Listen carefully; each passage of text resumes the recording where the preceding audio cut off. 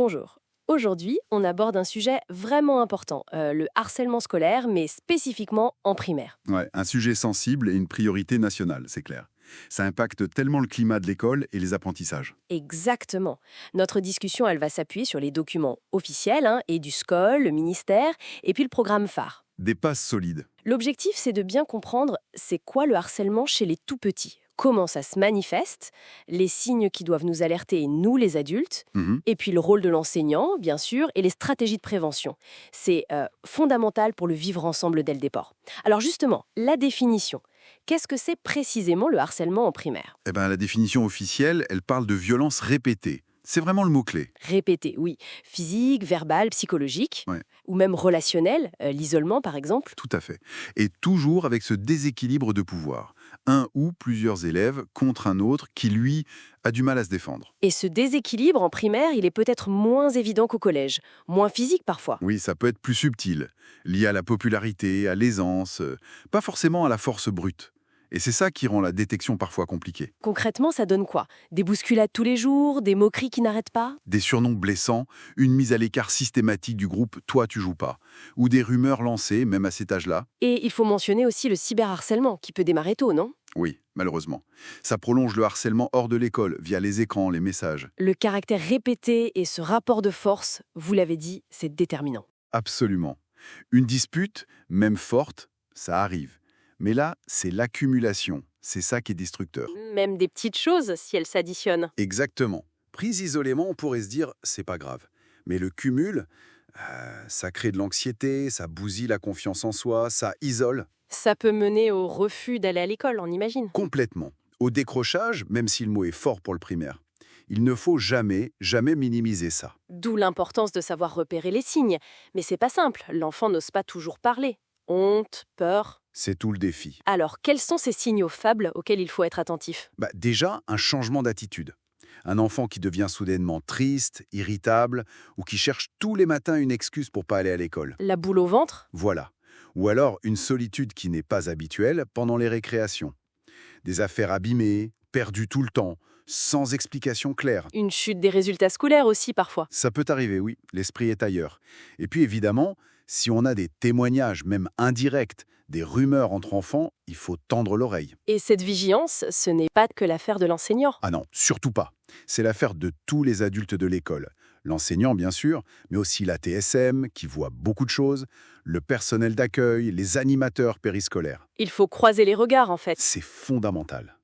Les textes officiels parlent même de grilles de signaux faibles, des outils pour aider à observer, notamment pendant les temps moins cadrés, comme la cantine, la cour. Et la règle d'or, c'est Toute plainte, toute information, même floue, doit être prise au sérieux. Impérativement.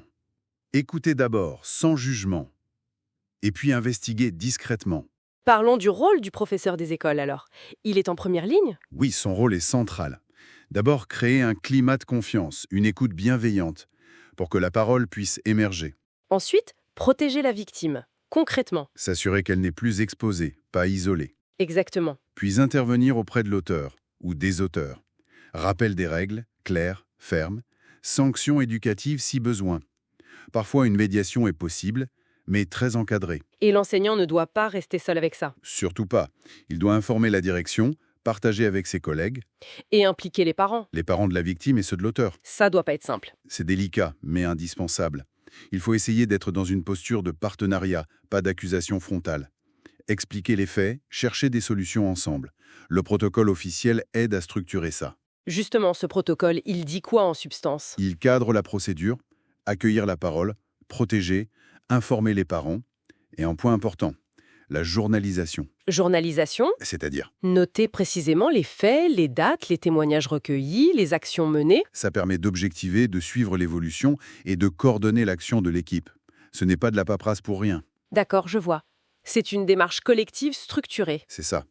Et toujours chercher la coopération avec les familles. Bien sûr, l'idéal c'est d'agir en amont, la prévention. Le programme phare est là pour ça, maintenant obligatoire. Oui, phare structure la prévention autour de plusieurs axes. Éduquer les élèves, d'abord. En EMC, enseignement moral et civique, travailler sur le respect, l'empathie, les règles du vivre ensemble. Former aussi toute la communauté éducative, pas que les enseignants.